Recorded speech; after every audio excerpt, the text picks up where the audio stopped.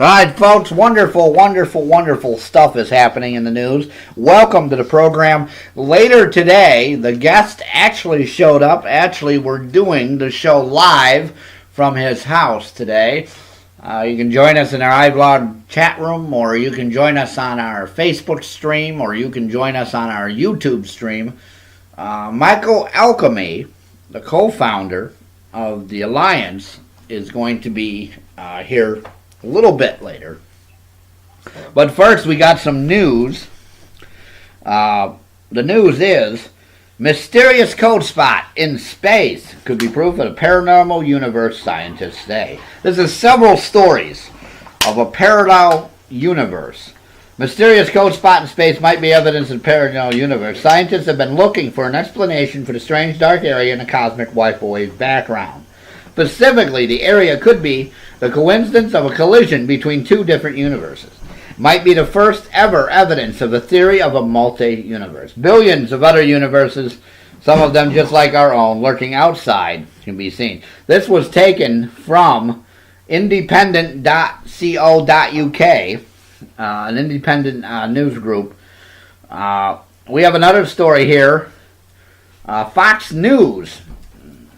Don't often get stuff from Fox News, but they also have a story of a parallel universe. All right, the New York Post has one on it. And here we have The Guardian. They call it the multi-universe. It's a cosmos in which are multiple universes, and by multiple I mean an infinite number. These uncountable realms sit side by side in the higher dimensions that our senses are incapable of perceiving directly. The stakes are high. Each alternate universe carries its own different version of reality.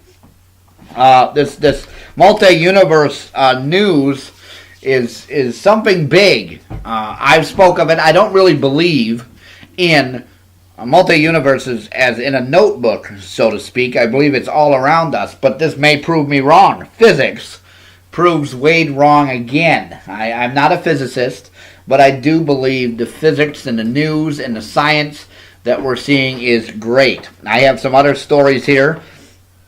Futurism has a report on it. We also go on the Daily Express in the UK.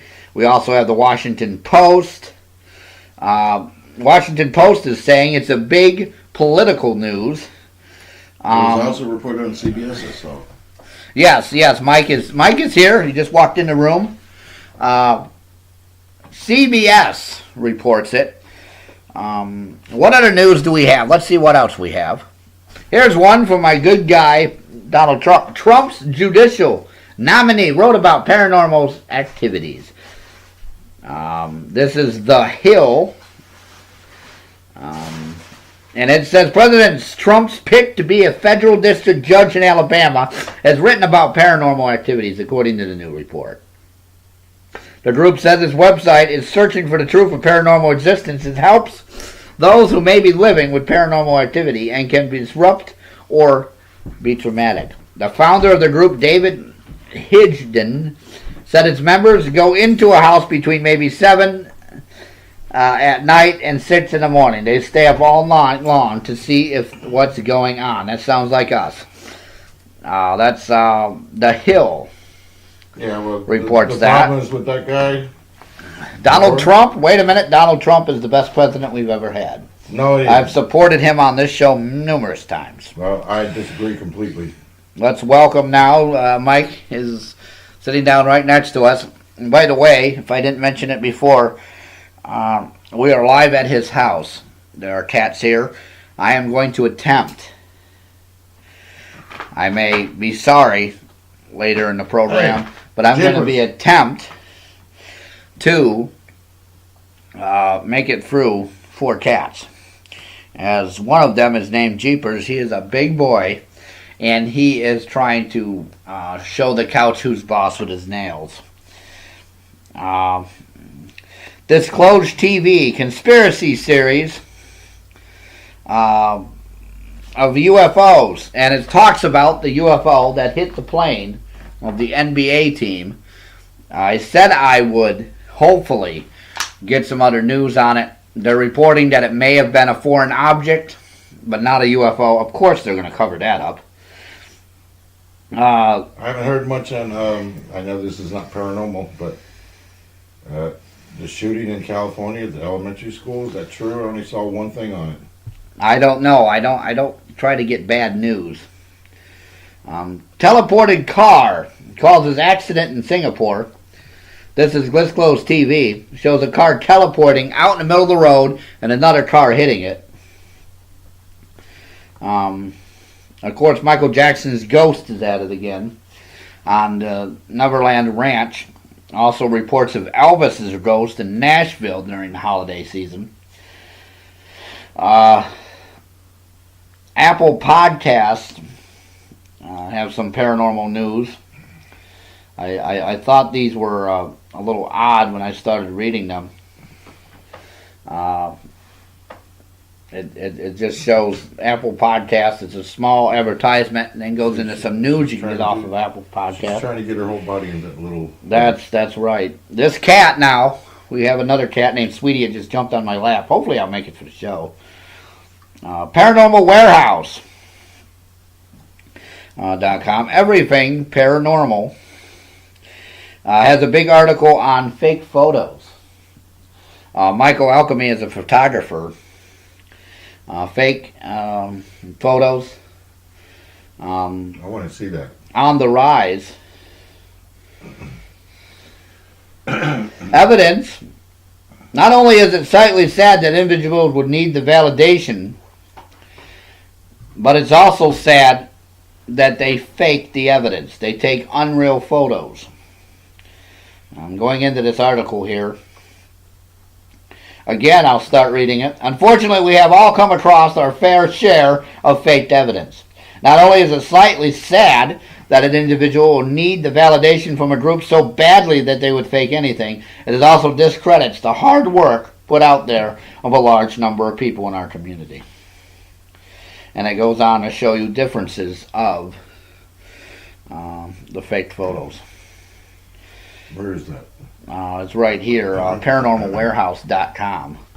Here's some Sessions resist GOP Clinton on Clinton probe. Talked about this before.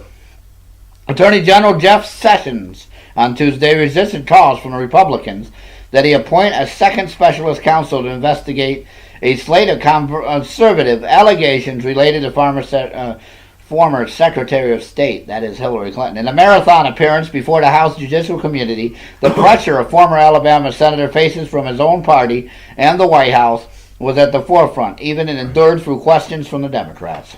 I tell you, Sessions on Tuesday did not entirely close the door to the probe, later clarified that he had made no prejudgment on the need for a new special counsel. You know what? I don't know they're harping so much on Hillary Clinton. That's water over the dam by now. You know, it's not relevant. They're just doing all this as diversionary tactics. It is. Try to get your mind off the actual Mueller. Well, see, I don't believe that our voting system, the Electoral College, Clinton should have won. I'm putting it out there. I did it before. I know you guys, the listeners, don't like to hear my political opinion, but it's out there now. All right, here's something else. Jimmy Fallon, after the death of his mother, returns to The Tonight Show. For everybody that's interested in that. Whatever happened to David Letterman? Didn't he retire too? Yeah. I think David Letterman retired. I used to watch him. The Tonight Show with Jay Leno. That's right. That's how I know The Tonight Show. All right, The Tonight Show with Jay Leno. Jimmy Fallon now does. All right, I got it all done now. FDA approves drug with digital tracking device use Swallow on CNN.com. I don't even want to read this. The digital system is intended to treat schizophrenia, bipolar disorder, and depression in adults. The drug without sensor technology has been approved to treat schizophrenia in 2002. A psychiatric medication system in the form of a pill, which is built-in digital tracking, has now been gained approval from the U.S. Food and Drug Administration Monday. Ability of MySite, a form of Apraprazole, I hope I said it right, not good with names, of things. And first of its kind product has been invented ingestible sensor that records when the medication is taken. Made by Japan-based Otsuka pharmaceutical company. The medication system is intended to treat schizophrenia, bipolar disorder, as I said before, and depression in adults. Abilify without sensor technology was first approved to treat schizophrenia in 2002. Schizophrenia and psychiatric disorders and food systems of delusions and hallucinations, bipolar stages may alternating episodes of mania, depression, and persistent sadness. Yeah, Teens and young adults who are taking antidepressants are at extreme risk for suicidal behavior and thoughts when taking the medication. Cautions a box warning. They should be monitored closely. Safety and effectiveness has not been established in children. Abilify site is also not approved to treat older patients with dementia-related ghosting. I've seen the ads for Abilify when I was having Through the idea behind Abilify is to promote a patient's compliance with their medication regimen, the FDA noted that it has not been proved. All right, CNN reporting that. All right, folks, that's the news this week. And as you heard, sitting next to me is Michael, and he is here for his interview today. He is our special guest on the program today. We do have a special guest who showed up. Actually, we're live from his home. We're redoing our home studio, so I said, why not come over to Mike? All right, folks, we're back. And tonight we have a special guest for you. My dear friend Michael is with us. Michael Alchemy is with us. former colleague. Yes, we've done many investigations together. He is also a co-founder of the Alliance of Independent Paranormal Investigators Society with me. This month we're talking about the paranormal investigation itself, and I thought, why not, since we're going to do visual and pictures and video, everything that's visual, anything you can see with the eye, we're going to be talking about. And Michael just happens to be a professional photographer. He is also the person that analyzes all of our photos. Debunks half of it. Yes, debunks half of it. So And let's start in by asking you, how did you get in this field and why? Well, I got into it in, like, I think it was 71, 72 when I was in college. And there was a couple of guys that wanted to go do a haunted house, so I went with them. We had what, like, you might call state-of-the-art back then, a Super 8 camera, a real tape recorder. It was funny. We went to this house that was in the middle of the town. It was empty at the time. It was going to be sold to a bunch of lawyers for offices. But we got permission to go in there, and we did our filming and our EVP type things back then. But the thing that we did not catch on camera, which I wish we did, is the story goes, it's a very typical story. There's a little window, a round window in the attic. Okay. And this woman, every day, because I guess her husband walked home, she would look out the window to see if he was coming at a certain time of day. Well, people driving by have seen a woman's face in that window. Okay, so that intrigued us.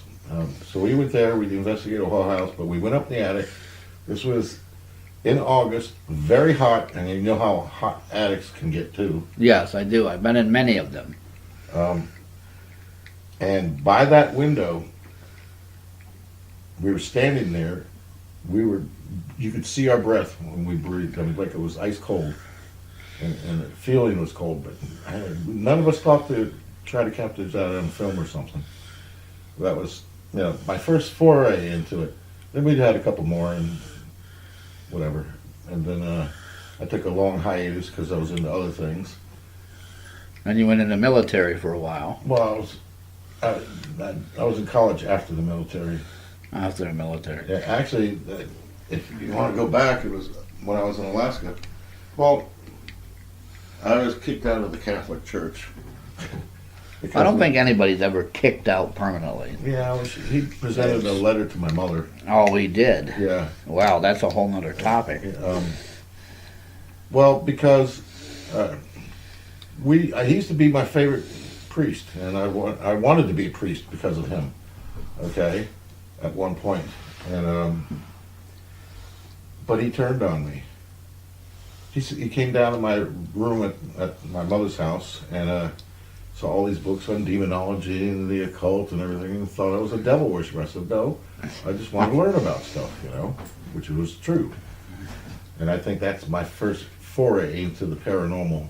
That's what got me started, and that was, man, I was in the service. I came home on leave after basic training, and that's when because my mother wanted the priest to talk me out of getting married. That was the whole thing.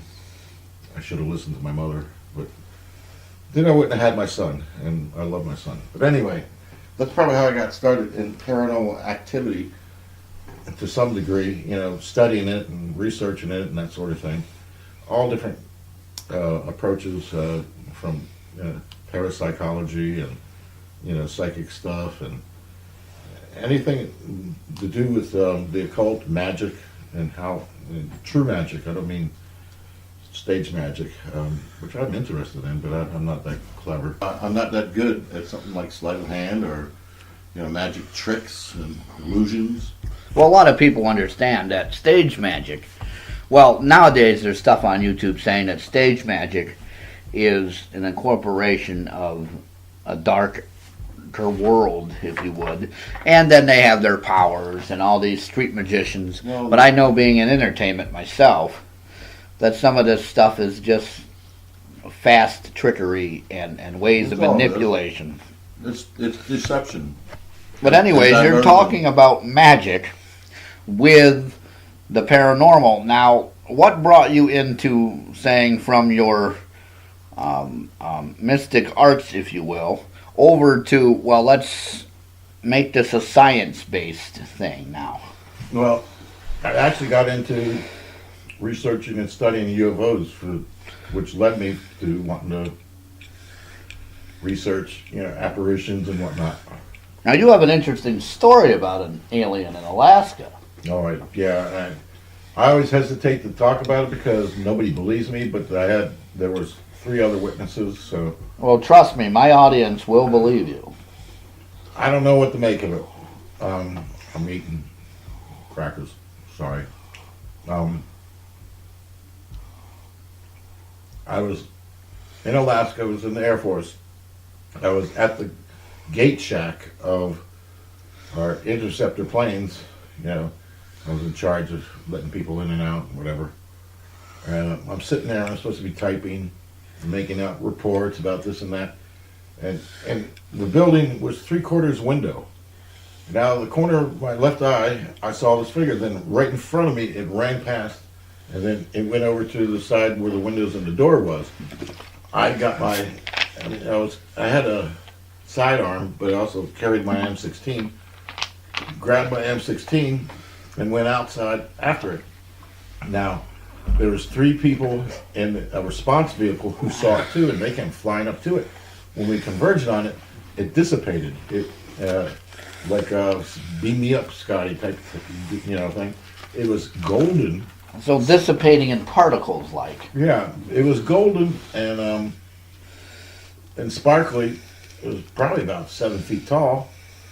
It had a head, arms, legs, but there was no features to be Now, seen. you're a trained Air Force Well, I was a combat officer. cop. I was a cop. Yeah, law enforcement and combat. So you're telling, you can pretty much look at something and tell how high it is and everything. Well, an observer, being an Yeah. observer. So the 7 feet tall is about as tall as this room.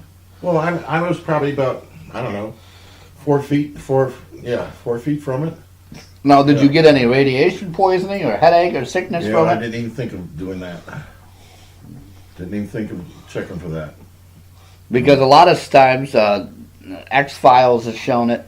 A few other shows on TV have shown it. Numerous cases Now, of being close to an entity or something from another world or another planet or another universe there is something to do with a sickness.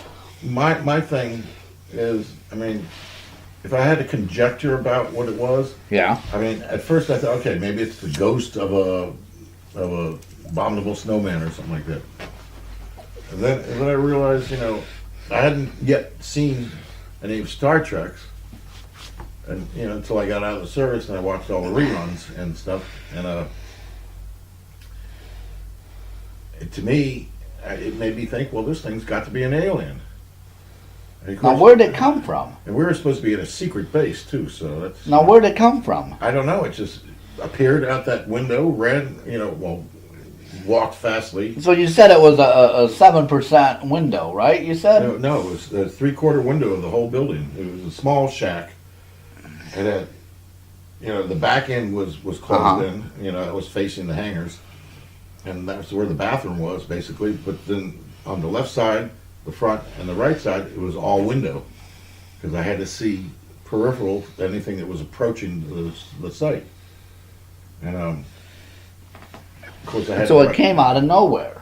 Basically, I don't know where it came from because I just saw it there at the left window. Now, I have a theory on this, and I've told you before. Maybe the thing was trying to teleport itself, and you were seeing the end of it. I don't know. When we both all converged on it, it dissipated, went up in the air, and just vanished. Just vanished. Yeah. So Now, that's what made me think of later in the Star Trek things. You know how they beam people up and they were all sparkly and they would dissipate. now, fast forward a few years. I and you have investigated now for about 6 years total together. I would say with all of our investigations, it probably adds up of 5 total nonstop years of investigating. And as I said earlier in this interview, that I and you co-founded Both teams. the Alliance Well, of no, one Independent team. Paranormal Investigators. Right. Well, and I have served on 2 other teams. I have actually helped a total of 5 teams. We have a good friend out in California who I helped her with her team. She is also on our website. I've also helped a team in Florida. We are working on getting those guys up on the website. So, with all of this experience together, what do you think that we're coming to now in the paranormal field? You I don't know. have done it in the 80s when the technology was not as it is today, and you've done it today. Is there a change? Are we Well, moving yeah, forward? There's a lot more people doing it right now. A lot more groups, a lot more individuals. It became a popular thing with all the TV shows, which is a lot of them are just bunk, just over dramatized, just so they can get ratings. But, Well, just so our listeners, television, people have to realize it's on television. well, trust me, an investigation, if you're doing an overnight one, especially, it's boring. Oh, yeah. I mean, you know, what makes it fun is the idea of doing it. Okay, it's not so much the actual doing it. Well, we've discussed that before, that most of what we do is sitting quietly, listening for sounds, all of our evidence. Sometimes, now I've been on investigations where we've gotten stuff right in front of us, but most of it, about 70% Sometimes of me it, dozing off. yeah, sometimes 70% of it is after it's done. Then we go back and we have the fun part of figuring out what's going on Which and takes listening to the hours. EVP. Reviewing to everything Oh, takes yeah. hours. It's very Now- tedious. Now, your specialty, getting back to your specialty of visual art, photography. Well, to be very honest about the photography, while I do a lot of portrait work for people and stuff, in a professional sense, when I go on investigation, I do like anybody else. I just snap pictures left to right and hope to get something in a picture. But you're very good at seeing what's there. But as far as Analyzing afterwards, the photo. I will analyze it and scrutinize it. There was one particular. You'll tear it apart. Scrutinizing isn't even the word for it. Well, there's some things, I mean, you know, that I could not debunk. I mean, I went over the same picture for, I don't know, a whole year's time at least, just to see if I could duplicate it or whatever the case may be. I couldn't find anything wrong with it. And when you analyze these photos, you're analyzing it from a skeptic's point of view. Yes, I am. A science point of view of what it is. Like, for instance, that one photo that we caught in the woods, we found out it was fog or some other mist. And scientifically speaking, we don't know how the mist was there, but it was mist. It wasn't paranormal ghosts like they said it was. The one I took of the mist coming out of the ground? No, the mist in the woods. We analyzed that for 2 months, and you determined that you don't know why the mist was there, that it was an anomaly, and that biologically speaking, it was probably water vapors. But you took almost 2 months' time, and plus all the other photos you have. Oh, yeah, so it'd take me hours going over. Now, a lot of people don't realize. I had to do everybody else's stuff, yes, too. When we took Mike's photos, we gave him photos. I took one, Lauren would take one, Beth would take one, you would take some, I would take some. And if we thought something was there, Mike would go over it. So it's almost like you had a pile of work to do. Now, what is good and bad about that? What is good and bad about the photography of the paranormal?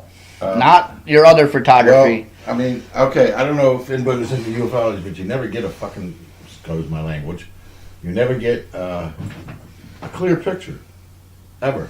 It's either blurry or moving or it's so faint you can't really make it out. However, that's where I would enhance them. I don't manipulate, I don't change them. I just enhance them so I could see more clearly what they are. And you know, you can do that in Photoshop and stuff without having to. But you have a lot of computer software. It's better than Photoshopping for your professional I had some, photography. but now I can't get onto it for some reason. Well, you've just moved anyway, so it's. But this professional software is made for professional photography. Now let's talk about the photography itself. I have seen you bring what I would call a very expensive camera with us. I have two of them. And I've also seen Mike go through a picture right there on his camera. Yeah, well, you know. Debunking something right away. So the knowledge that you have, let's discuss the knowledge. It's experience. I would not call myself an expert in anything, but it's from experience. And you learn, you know, you discern things. I actually go by a dictum from Sherlock Holmes. Once you eliminate the impossible, whatever is left, however... once you eliminate the impossible, the possible becomes prevalent. Well, I have it right in my room. I'm not very good. I can't memorize things too well. Whatever's left, when you come to the improbable, whatever's left, it has to be the truth. Yeah. Okay, so that's how I base my skepticism. I have to examine the evidence, the facts, try to find if there's any natural explanation for things. And sometimes what we do is, like you mentioned Paradoia or whatever it's called. It's Paradoia, just for a real quick review. Paradoia is looking at something and seeing a recognizable object there. Like, Humans look at... People looking at clouds and you imagine a elephant. Well, a lot of people don't. The clouds are a childish thing we did. I'm talking about looking in your television screen to blackness and saying, oh yes, there's a figure there. Our bodies naturally conform our minds to figures, conform our minds to shapes. Want to see, patterns and stuff. Yeah, and with this, patterns. But and you've taught me many times on how to do this with photos. You know how to block all that out. Use your scientific mind of the business of photography. Get past that and analyze photos. Yeah, when I do it for an investigation, I'm not trying to make an artistic statement with my photos like somebody else. But you have done it. You have taken buildings and painted them different colors and stuff. But that was after we know that there was nothing there in the building. Yeah, I do that with a lot of things. I like to play with things, but as far as examining and analyzing, I don't do anything to the photos except blow them up, enhance them so I could see them, and that's it. That's basically it. It's simple. And you're like me. You don't like circling everything in the world and trying to figure it out. I tell you, one of my pet peeves is somebody circling something saying, that's something. Well, don't circle it. Let me see the rest of the photo. Well, did that with pictures I'd taken at the old opera house that was closed up. Oh yes, I remember that. That was the opera house that was it was transformed into a museum or something. We went out of town for that one. Anyways, back to your photo here. And I took I don't know how many pictures, but there was like 5 of them in the same area where there were distinct figures and faces. Okay, like in the light, in the dust, there was a light shining down on one wall. I circled them. Annette was with me, and she saw them with me. 2 weeks later, I went to look at the pictures, and there was nothing in the damn pictures, which I cannot explain that. And I know what I saw, and it was there in the picture, but how could it disappear from the picture? That's happened a few times. Things have disappeared in photos, and not just with those, with other ones that other people have taken that I've seen.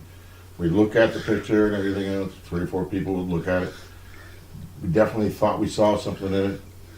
When we went back to check it, the images were gone. I mean, the picture was still there, everything about the picture was still there, but whatever we saw was still gone. It had left or something. I don't know. Like I said, going back to the one picture that somebody else took, and it took me a year to scrutinize it, and I couldn't debunk it. As much as I tried, I couldn't. I have 3 degrees of evidence that I consider: compelling evidence, which means it's pretty damn good evidence. Okay. Okay. I have anomalous evidence where it could be explained by something, and I have what I call iffy shit, which I just don't concern myself too much with it because there's a lot of iffy shit, and I've had people show me evidence that was just, well, what I was going to say is Wade, me, and a few other people, we'd have 4 or 5 decent EVPs. And this one person would have 4 or 5 pages of what thought was EVPs. And I said, you can't, not everything is evidence. Every little tiny thing, and half the time it was just noises or probably one of us saying something in the background or, whatever. And I pointed it out, and I mean, maybe Wade could post that picture I'm talking about. Yeah, I can do that. Eventually. And there was some light glare, or what do you call it, flash, lens flare, or bounce, light bounce, and you can see part of that in the picture. But if you look at the image itself, there was a tall figure wearing a hat. I couldn't say one way or the other. I mean, it looked like that's what it was. All right, I don't mean to interrupt your story here, but I've looked at the clock, and it's time we take another break. We got a quick break coming up, a quick sponsor break. When we return, we will continue our interview with our special guest, Michael Alchemy. All right, folks, welcome back. We're still here with our special guest, Michael Alchemy. And real quick, www.theparanormalalliance.com is our website to the group, or the alliance, as we call it, that I and Mike co-founded. You can go up there on the website, again, www.theparanormalalliance.com. You can see our evidence section. You can see our archived shows that we've done here. You can learn a little bit about us.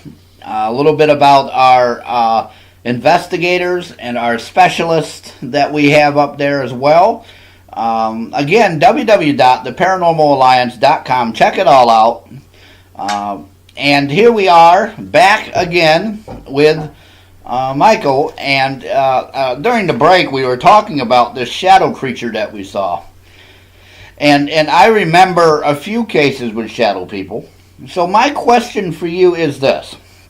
When analyzing the evidence, for the people that are listening, when we do this, how do we differentiate a shadow person, or what we call a shadow person, from a spirit, from a demon, from an ordinary ghost? Is there a way again, for the people that are listening, that you do it in photography. Remember the one I took at that one bar we investigated? Yes. Totally unexpected. It was actually hiding behind a beam. And you could see its shoulders and his hand reaching out. And like it was wearing a hat. And I remember the other one that we went to a restaurant with, where it looked like it was walking across the room. But like I said, in photography, how do you tell? And you guys might be hearing cats. We have been joined with the elusive Beanie here, and we also have Sweetie. For you cat lovers out there, and we have Jeepers now, and we have Dusty. For you cat lovers out there, we're doing this interview, the show today, out of the studio at Mike's house. And I figured that we might as well come here. It's more comfortable for Mike. It's comfortable for my equipment. We're doing some changes to the home studio. So that's why we're kind of on location today. So if you do hear the cats in the background, and like I said, for you cat lovers that know I'm allergic to cats, I have taken allergy pills and I have taken some other medications so I can sit here with the cats. And we're limiting the cats from repeatedly sitting on my lap and waving their tail in my face. So, getting back to the photography part, a lot of times people miss information in a photo. They That's why I identify something. I look at each picture from corner to corner to corner to corner, and the center and everything. And that's for scrutinizing the picture. Now, just looking at the photo, how do you differentiate sometimes the different... I've looked at photos and didn't see a damn thing. Yeah. But when we went to do reviews later on... I've been on cases where we've been terribly disappointed that we thought we got something, and you, after a few hours, came back and said, you're wrong, that's not something. And then I found things that were. Then we found stuff that we thought was not a good photo until you looked at it, and thank God on those cases that it's happened that we took the time to look at these things again. I took a picture, and I didn't pay any attention to, because there's dust orbs flying everywhere, right? And this was in a place where there could be a lot of dust. However, in this particular orb, you could see a distinct face. I thought it looked kind of like Edgar Allan Poe, since of where we were at would make sense. But that reminds me of that other one where we thought we saw multiple faces in an orb that they claimed that we thought were dust apparently, until we found that two of the orbs had multiple faces in them. But getting back to the shadow, how do we differentiate shadow in a photo from all the other shadows? Well, first of all, it would have a distinct shape, right? Okay. It would be in a place that you didn't expect it to be, like coming out of the floor. As far as movement goes, I don't know. We had one picture of this guy that it showed up on the doorway. Looked like a very tall, robed guy with a hood. And I wanted to go back there, which we never did, to see if there was being a shadow reflected off of something onto that door.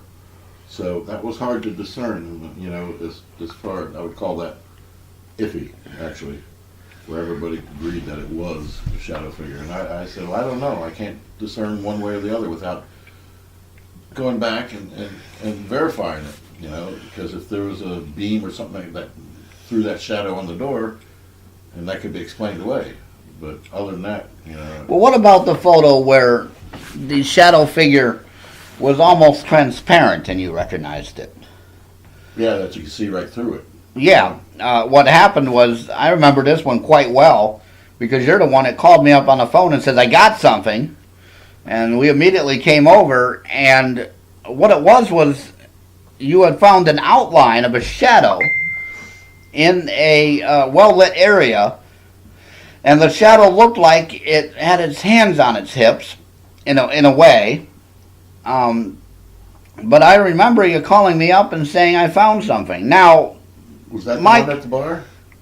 No. What you're talking about? No, I'm not. And recently we had a few photos we've given you. We're still waiting on those, folks. And folks, yes, some of these photos are posted on our website at www.theparanormalalliance.com. And we will be posting a few more up on our Facebook. Our Facebook group, we all search for the paranormal. That's the name of it. But in photography, talking about shadows and dust, what should people study? What should people do to train themselves to know the difference in this stuff? Well, I guess it just comes down to experience and just, going over it and over and over and trying to figure out if it's real or not real or whatever. Like I said, I'm pretty much a skeptic. Well, for the audience, you're not a skeptic as in everything is hogwash, it doesn't exist. No, but you're one, I want to see something, and then I'm going to believe it. I want to see compelling evidence, is what I want to see. Yeah. And well, I do too, but I'm more of a type of person that if you say it's something, I will say okay. You're the type of person that will say, well, no, wait a minute, I want to see why this is something. I want to definitely make sure it's something. Well, yeah, of course. When I say skeptic, it's all the theories that go with it too. I'm not sure, we could talk about an afterlife. And I tell you what really got me into this again is when my mother died. The night she died, she appeared to me, and I was in a different place, right? For about 20 seconds, I paid no attention to it. So the next morning, I went to work, and they called me up on the dispatch radio, and told me my mother died at the same time I'd seen her. It was like 1:30 in the morning. Of course, I had to be up by 3 to go to work, so I just stayed up that night, and I went to work, and I didn't learn about her dying until that morning. And it was actually the same time I saw her, and it just freaked me out. I've heard a lot of stories like that, in fact. However, now I talked to my sister recently too about it, and I remember her telling me that she heard her mother's voice at that particular night, or whatever. Now, so she appeared to both of you. Well, or both of you had a recollection or of an instance of. Yeah. The thing is about that, it does not convince me of an afterlife. Okay, I need something more convincing than that. To me, I think taking you to the pearly gates and you opening them yourself is probably going to convince you there, Mike. Being the skeptic I am, I'm also skeptic about that part. Okay, well, But anyway, the thing being is, as far as I'm concerned, what I would describe that as is the last vestige of her consciousness appearing to me. Now, where she went from there, I have no clue. So I can't really speculate if she went to heaven or hell or any place, Well, there's a title for it. It is called it's the loved one notification, and that noise you just heard was two cats flying through the room. Have no idea just playing what they're doing right now. Anyways, it's a phenomenon where your loved ones or a friend or somebody will let you know what's going on or let you know something's happened. I've heard of it a lot of times. But she didn't speak a word to me. She didn't even smile. She just stood there. Well, she was trying to probably get your attention that something. Well, I saw her, but I didn't put much credence in it until the next day when I found out she died. So I thought that was kind of anomalous and strange and everything else. Now, how did she appear? It's oftentimes fascinating of how ghosts appear. I had the TV on, and she was standing in front of the TV. Above the TV, she appeared like herself. Like I had a picture of my thing. Now, human form, spectral form, human, but phantom, you can kind human. of see through her to a certain extent. Because a lot of it didn't last long enough for me to really, and it wasn't my imagination, but simply because of hearing the results of what that was. Later. But I what I was trying to get at here is it did not qualify me to believe in an afterlife so much, and that's one of the reasons I do paranormal investigations. I want to know for sure. Is there a place we go to? I believe in a soul. I believe that it probably goes out into the universe somewhere because it's energy and it can only be transformed, not gone. Because I believe a soul is energy, and it is actually. It's what animates our bodies. What makes us alive. And once it departs, the body's no longer alive. Well, personally, I believe in a Christian heaven and hell. I don't. But other people have different beliefs. But you see, that's good for investigating because we have all different belief systems. We have all different walks of life, as Yeah. they say. We can help, and our slogan is "No case too big, no case too small. We do it all." It helps to have or online with our other investigators that are in different states and stuff. Helps to have a circle that you can go around to and see. So if a case comes up of somebody's different belief or an idea or a way of life comes up, we are prepared to help them in whatever way they need us to. And that brings me to another point here. People think that you're saying debunking or you're saying scrutinizing, but in reality you're actually doing it because you want to know the total truth with nothing left out. I mean, my original intent of doing this is to find out if there is an afterlife and what that might entail. I mean, there's so many different types of apparitions and whatnot. I mean, there's so many categories. Where are they all at? I mean, we have something that's called residuals, right? That repeat themselves the same time, over and over in the same way. That's a residual. But I think a lot of it is residual. It's leftover imprints. Okay? Because we try to communicate with some and we get nothing in return, even though we can know there's something there. Okay? So, that's why I scrutinize. I do that with not only photos, I do that with all the EVPs too.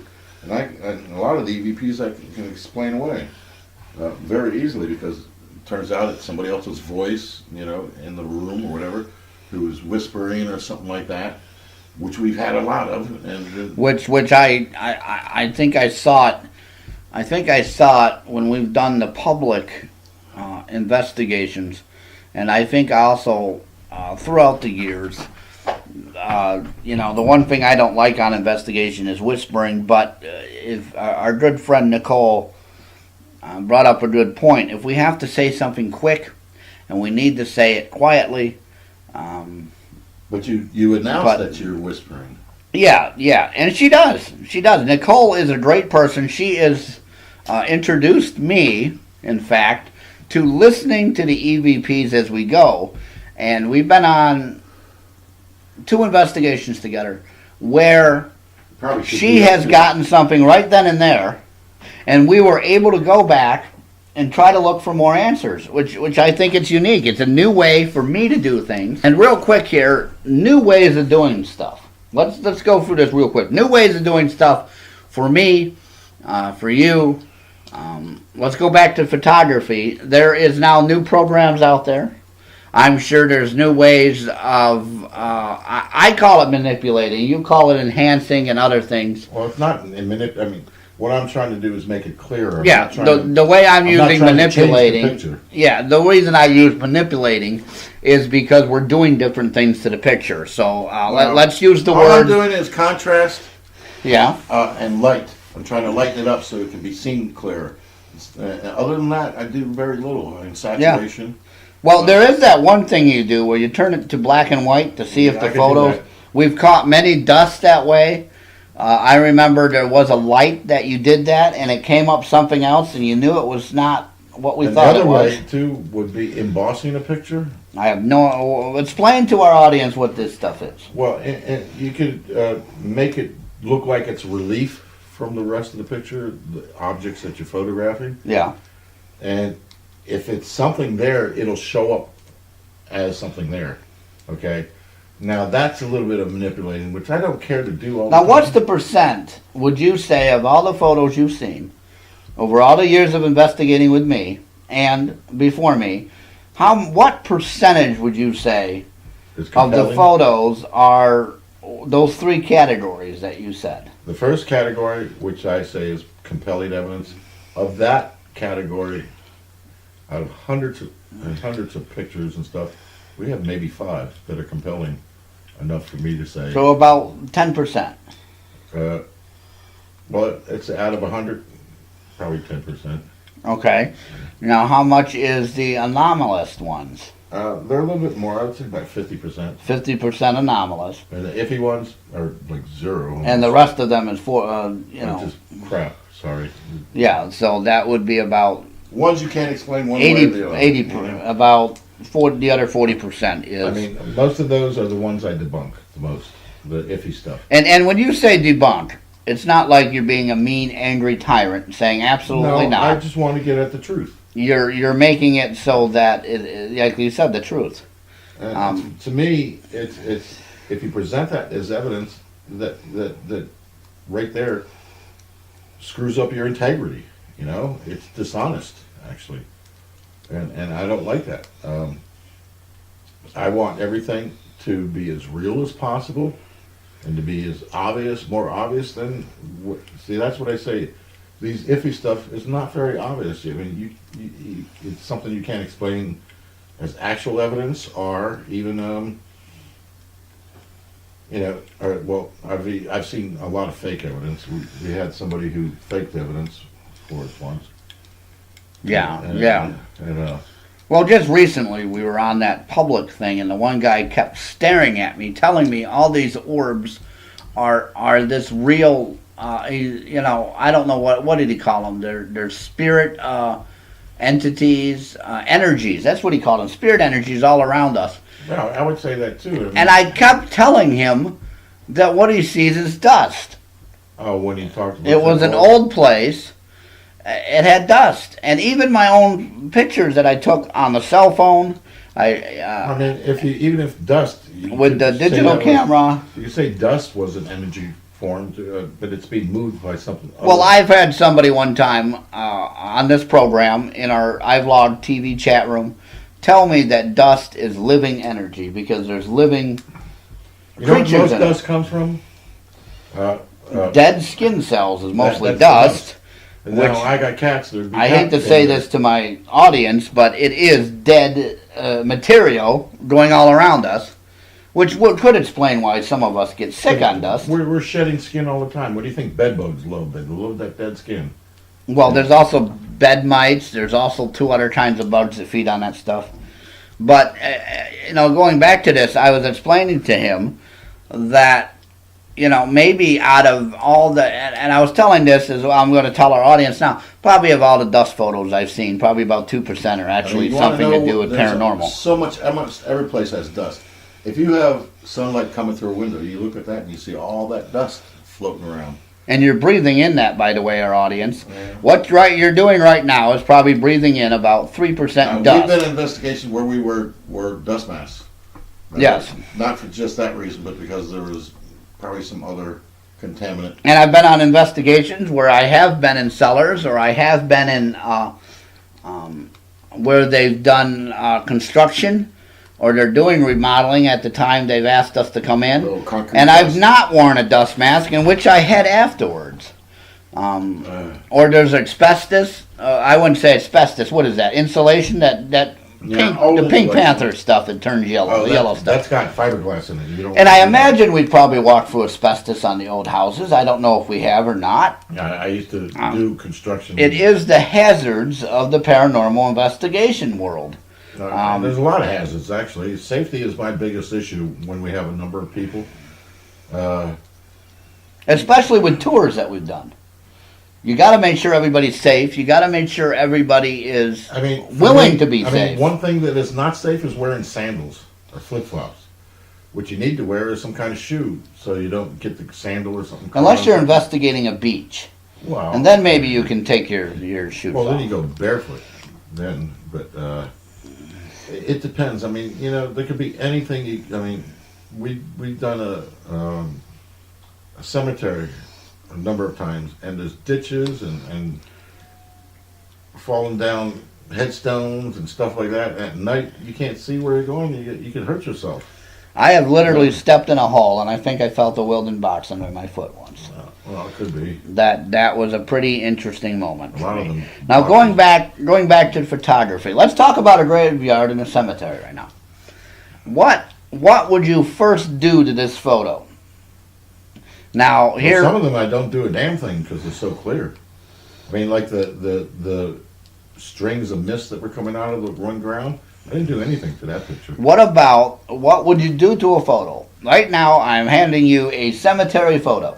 Mike, I need you to analyze this. Let's go through for our listening audience what you do in the process and the steps that you do. Nighttime, dark time, I try to lighten it up so I could see what's in the picture. That's the first thing I do if it's in darkness. If it's in daylight, I just put it through the same scrutiny type thing. I compare it to this and that that I've experienced before. The environment that we're in makes a big difference. A lot of things. I mean, if you go someplace with grass and tall grass, you're going to get a lot of dust, as well as dew. And bugs. And bugs, tons of bugs. However, at that cemetery there was a few bugs, but no animals. No animals. It was so strange because there was birds. No, the birds didn't fly. I mean, we heard them, but they didn't fly over it. They didn't fly over the cemetery. None of them. You heard them in the trees surrounding the cemetery, but that was it. Now, so the first thing is you would lighten it, darken it, make sure what time of day it is. Right. The second part would be what? I mean, it's like any picture that you take.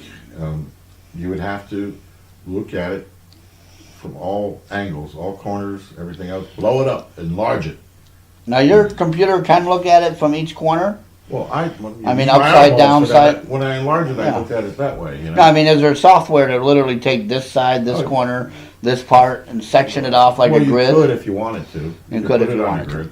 But I don't need to do that. I mean, I just use my eyeballs for that. Okay. Now, what's the third step you do? Right, I don't know if there's a third step. First of all, I determine whether it's good evidence or iffy evidence, That determination is where you go forward with presenting it. I mean, I don't know. Have you ever seen somebody that took a real bad photo and, I mean, the photo skills of some people are not the best. Even for me, take these, like I said, I'm not trying to create art, so they're basically snapshots. A lot of them don't turn out. A lot of them are blurred. A lot of them are because I move too much, or I try. The flash makes too much. Whatever. Sometimes with these cameras, the flash interferes with a lot of pictures. Also, sometimes it won't even flash because it's too dark. You need some kind of light source for you get a picture. And the flashlights don't always make a good light source. No, because they make an orb sound. And one of my biggest pet peeves is having extra light, like spotlights or those camera lights, or the lights they want us to use for the shows or whatever, where they have almost like a beam on you. I just don't. There's big giant spotlights that the one guy had. Yeah, that was awful. Blinded you. How could you do anything with that? I have no idea, but when these show people come in or we do something for the internet, sometimes they request it. But all right, real quick, folks, www.theparanormalalliance.com. Go up on our website, look at all our evidence. We're going to post some pictures, maybe with this archive show of the pictures that we've talked about on the show here. We're coming up to another break. We're going to take another quick break. And don't forget, folks, to the call-in number, 607-238-3816. We're going to try to get that up for you. We did have some trouble with it this week. I apologize again for that. We're going to try to get it out for you. Folks, we'll be right back right after this. All right, folks, we're back. www.theparanormalalliance.com. And one more thing we're talking about on the break. You can join the Paranormal Alliance if you are a paranormal investigator. Maybe you have an investigation team. Maybe you are somebody interested in the paranormal. And you don't have to make a promise to stay with No. You don't have to make any promises. You don't have to. It is a fun way to get into the field. We do teach new people. We're not a team atmosphere as in here's a leader and here's a follower, but we are a team of individuals who come together for paranormal investigations and who share our knowledge and our evidence with each other.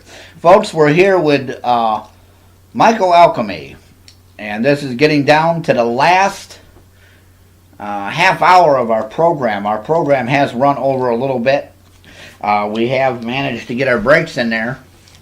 Now, I was thinking also while we were discussing putting what photos to put up online. We're going to have these photos up there with this archive show for you.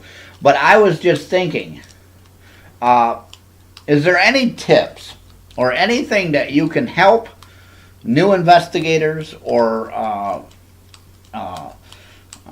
pros out there in the photography besides the well, maybe you could put in there what cameras to use or how to take the photo or what is better than doing other things over something else?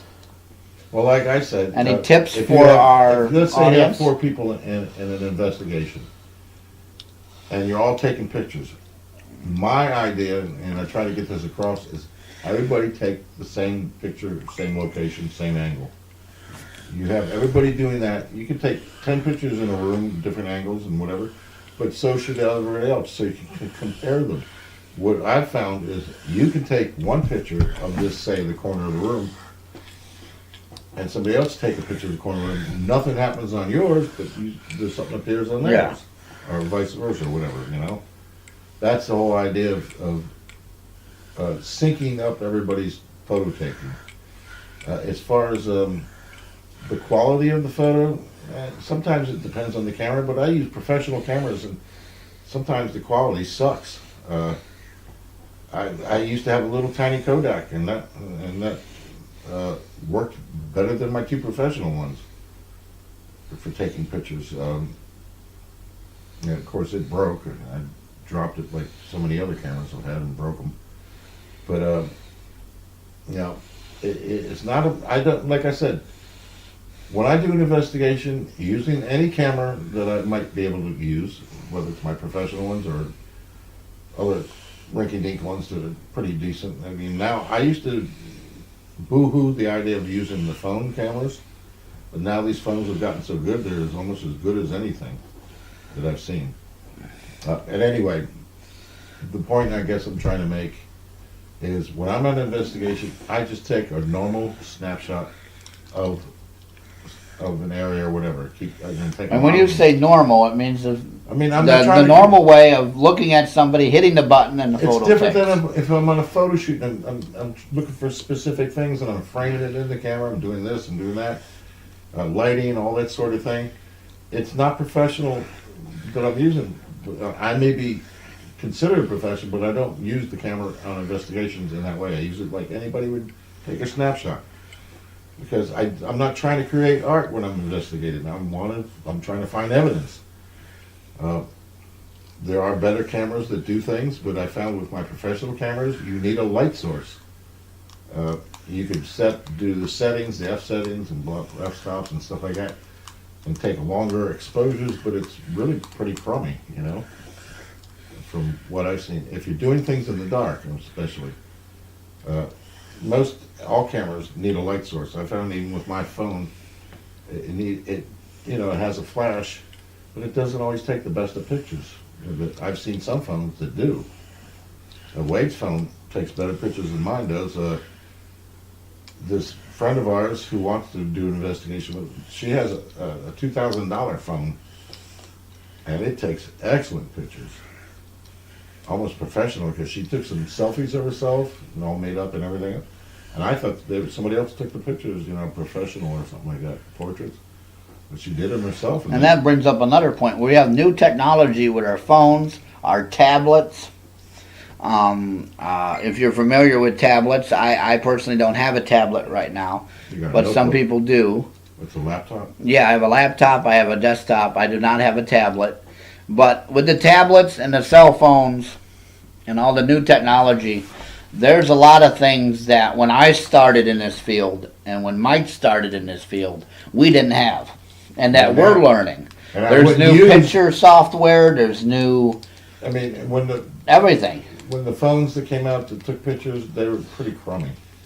The originals, the first, but they've gotten so much more. And the digital camera, the one I have, is just remarkable.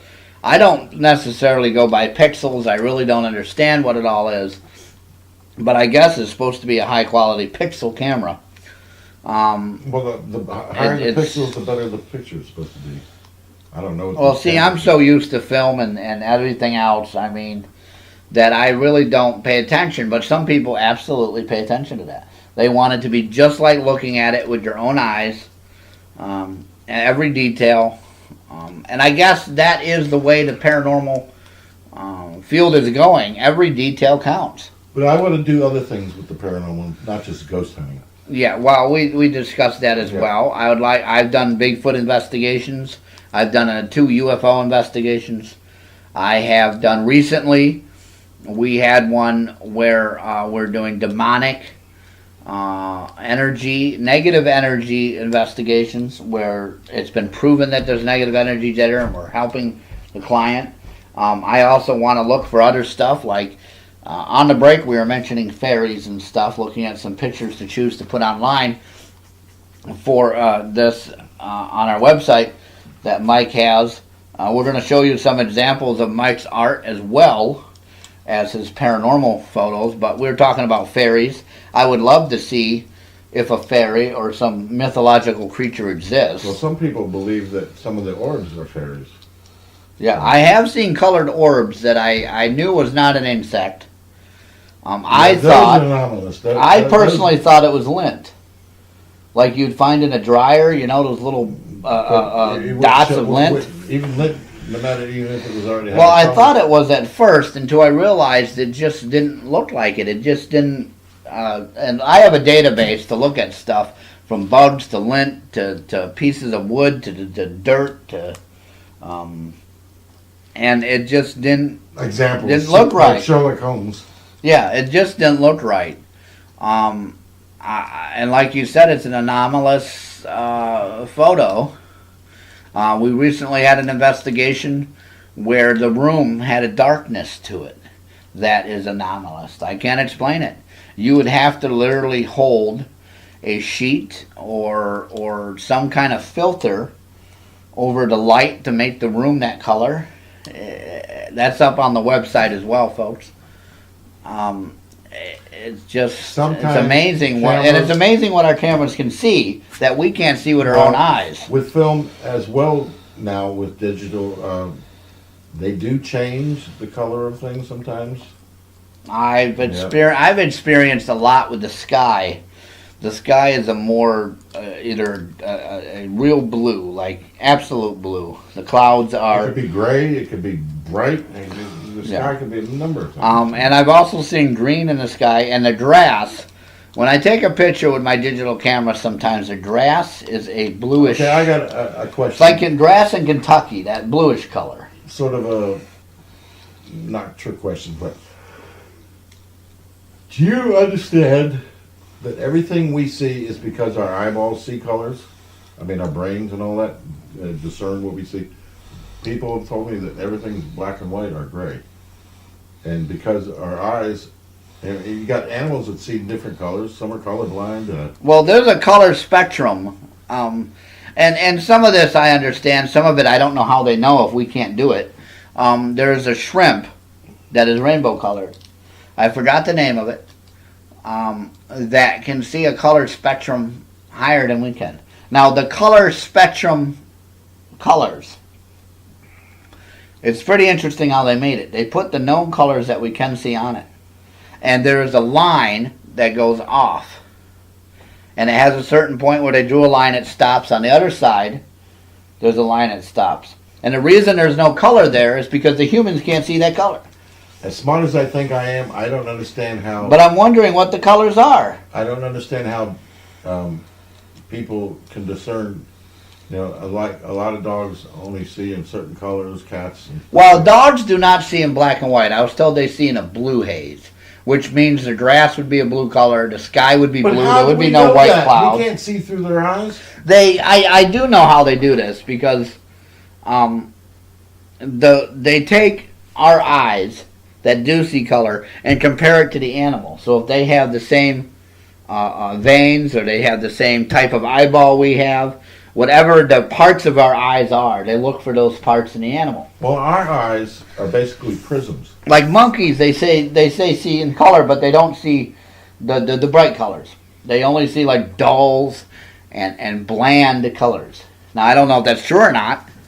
And you bring up a proof point. How do we know that unless we've seen through a dog's eyes? Maybe somebody turned into a dog and told us what they. I'm sure there is an explanation. I mean, if anybody can turn into an animal, that would be a great way for science to help science. Everybody science. does these studies, and nobody explains how these studies, the result of the studies, whatever.